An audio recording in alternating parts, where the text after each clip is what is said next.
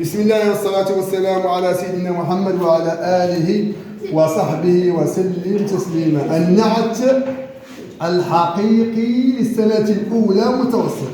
صلوا على محمد صلى الله عليه وسلم. النعت الحقيقي، هذه قاعدة مكتوبة في الكتاب، ركز معي.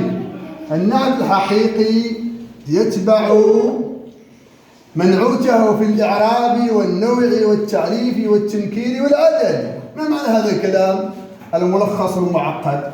النعت هو الصفة نفسها.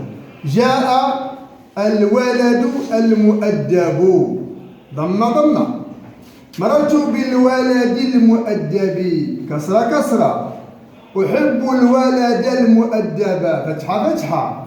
إذن الإعراب معناها الحركات، الضمة مع الضمة، كسرة مع كسرة، فتحة مع فتحة. إذن الكلمة الثانية هي نعت حقيقي مرفوع، نعت حقيقي ونعت حقيقي. النوع: جاء الولد المؤدب، لا نستطيع أن نقول جاء الولد المؤدبة والبنت المؤدبة، يجب أن تكون الصفة من نفس النوع. جاء الولد مذكر، المؤدب مذكر، إذا النوع مذكر ومؤنث. التعريف: جاء الولد المؤدب. التنكير: جاء ولد مؤدب. العدد: جاء الولدان الاثنان، لا نقول جاء الولدان الأربعة. يجب أن يكون هذا العدد موافق للموصوف. وصل اللهم وبارك على سيدنا محمد.